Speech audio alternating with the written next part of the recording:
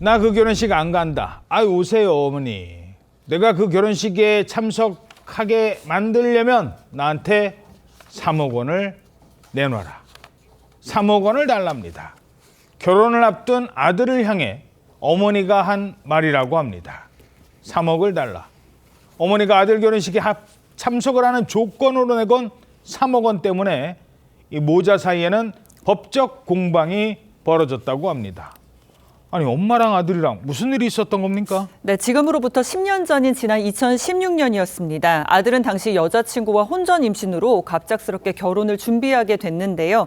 그런데 어머니는 아들의 결혼을 극구 반대하고 나섰습니다. 예. 결국 극심하게 갈등을 겪다가 연을 끊는 지경까지 이르렀는데 예. 아들의 결혼을 둘러싼 극한 갈등 속에요. 먼저 연락해서 손을 내민 건 어머니였습니다. 그런데 사과를 하거나 아들을 이해해서 연락을 한 게 아니라 결혼식에 참석하는 조건을 내 겁니다. 바로 결혼식에 참석할 때니 3억 원을 주겠다는 공정증서를 작성해라, 이런 요구를 한 겁니다. 자, 결혼식에 참석을 한다는 거는 이제 많은 분들 앞에서 결혼을 허락한다는 얘기잖아요. 그러면 결혼을 허락할 때니까 3억을 달라? 엄마가?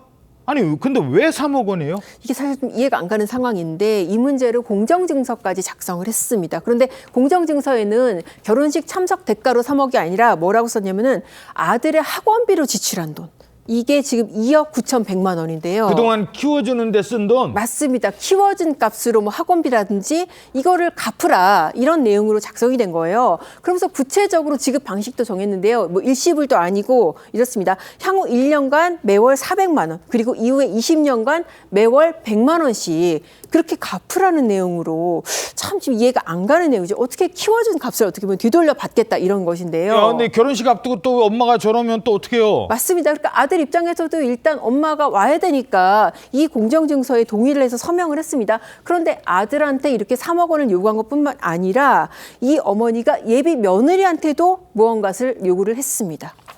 아들한테 3억 달라는 것으로도 부족했던 걸까요? 예비 며느리한테도 또 어떤 걸 요구했는데요? 바로 혼전 계약서를 작성해 와서 아들과 며느리에 이것도 작성해라, 이렇게 요구를 한 것인데요.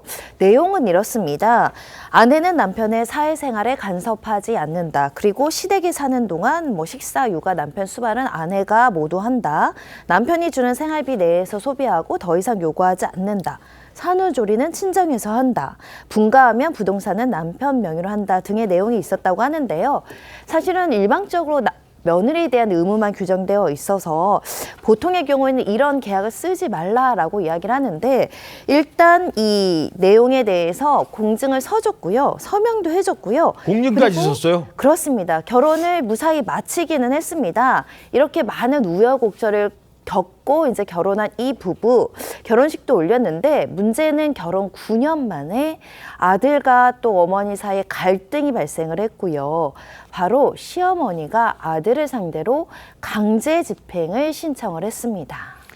자, 그러니까 아들 부부가 결혼할 때 그런 일이 있었어요. 그리고 9년 동안은 큰 문제 없었다고 합니다. 그러다가 갑자기 또 법적으로 공방이 펼쳐진 거예요.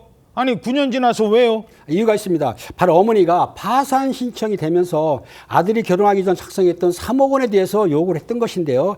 어머니는 지난해 1월에 법원에 파산 면책 신청을 했는데 파산 선고를 받게 된 거예요. 그러니까 이 아들을 상대로 해가지고 공정증서에 약정한 대로 2억 9,100만 원을 갚으라고 주장을 했는데, 알다시피 공정증서가 작성이 되면은 소송 없이도 강제집행을 신청할 수가 있습니다. 그러니까 결혼 9년이 시작되는데도 지났지 않습니까? 그런데 어머니가 3억을 요구하니까 아들 입장에서는 이 공정증서가 무효라면서 어머니를 상대로 강제집행을 허가하면 안 된다는 취지의 소송을 냈던 것이죠. 어허, 결혼하고 9년 뒤에 벌어진 모자의 법정 싸움입니다.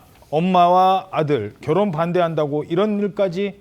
그래서 누가 이겼는데요? 결론적으로는 법원에서는 아들에게 손을 들어줬었고요. 일단 아들의 결혼식 참석 대가로 돈을 받기로 하는 약정은 선량한 풍속, 사회 질서에 반해서 무효이다 이렇게 판단을 했고 강박에 의해 작성된 것이라고 취소돼야 된다라는 주장을 이제 아들 측에서도 했었는데요. 결국 이 주장을 받아들여서 법원은 무효인 약정이다 이렇게 판단을 한 것이고요. 이 법원에서는 학원비 명목으로 한 6천만 원을 어머니가 사용하긴 했었는데 당시 아들의 나이를 보면 만 15세에서 만 18세 정도이니까 미성년자 때 이렇게 미성년자인 아들이 어머니에게 돈을 빌렸다라고 보기는 어렵다 이런 판단도 했었고요. 이 아들의 결혼식에 참석하는 조건으로 3억을 받기로 하는 것은 통상적으로 인정할 수 있는 수준의 금액이 아니다라고 판단을 했습니다.